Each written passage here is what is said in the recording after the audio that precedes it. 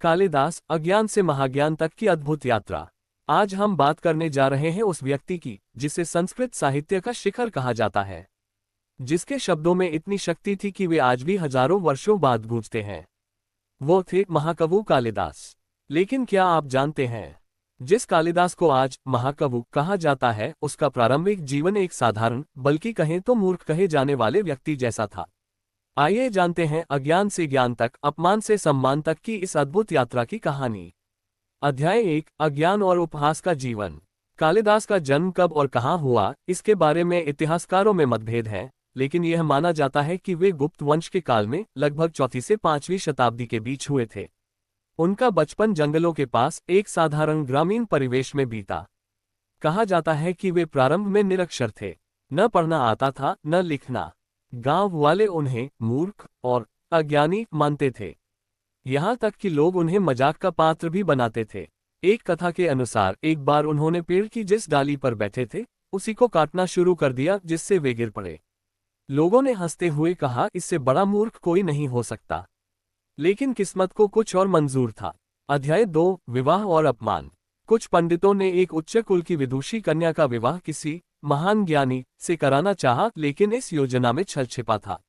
उन्होंने कालिदास को धोखे से सजाकर उस कन्या से विवाह करा दिया। कन्या जब सच्चाई जानती है तो क्रोधित होकर कहती है, तुम तो अज्ञानी हो, क्या यही है तुम्हारा ज्ञान? क्या इसी को मैं अपना जीवन साथी मानूं? ये वाक्य कालिदास के हृदय को चीर गया। वे शर्म, पीड़ा और आत्मग्लानि से भर उठे, लेकिन इसी अपमान ने उन्हें बदलने का निर्णय लेने पर मजबूर कर दिया। अध्याय 3, तपस्या और ज्ञान की प्राप्ति।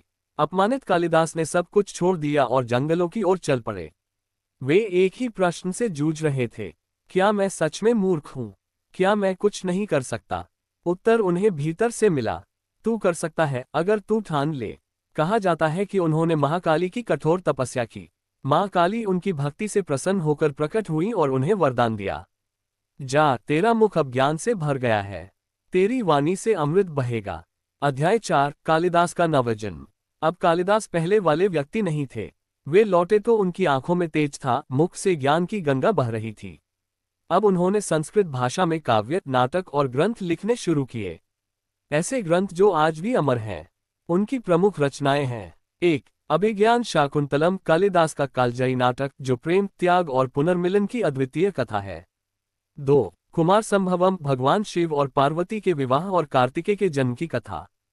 3, रघुवंशम, रघुकुल की वंशावली और श्रीराम के पूर्वजों की कथा। 4, मेघदूतम, एक विरही यक्ष द्वारा बादल के माध्यम से अपनी प्रेयसी को संदेश भेजने की सुंदर कविता। 5, ऋतु संहार, ऋतुओं का जीवंत और भावनात्मक वर्णन। उनकी रचनाओं में प्रकृति, प्रेम, दर्शन और भक्ति का अनूठा संगम है। संस्कृत को जो गरिमा और ऊंचाई कालिदास ने दी, वह आज तक कोई नहीं दे पाया। अध्याय 5, सम्मान और यश।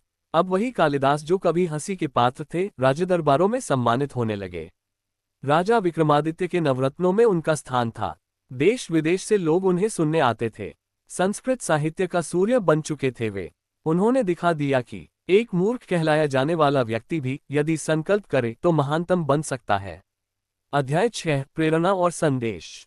कालिदास का जीवन हमें सिखाता है, यदि आप पर कोई हंसे तो उसे अपने आत्मबल से जवाब दीजिए। अपमान को क्रोध नहीं, साधना और तपस्या में बदल दीजिए। ज्ञान और मेहनत से आप किसी भी ऊंचाई को छू सकते हैं। जीवन में कोई भी देर नहीं है, आज भी शुरुआत की जा सकती है। निष्कर्ष, कालिदास एक व्यक्ति नहीं, एक प्रेरणा है। उनका जीवन इस बात का प्रमाण है कि संघर्षों से घबरा कर रुक जाना नहीं चाहिए, ज्ञान की ओर चलना चाहिए, क्योंकि ज्ञान ही वह प्रकाश है जो अंधकार को मिटाता है। तो साथियों, क्या आप भी अपमान को प्रेरणा में बदल सकते हैं?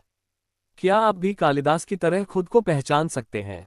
अगर हाँ, तो आज से ही अपने जीवन की नई शुरुआत करें।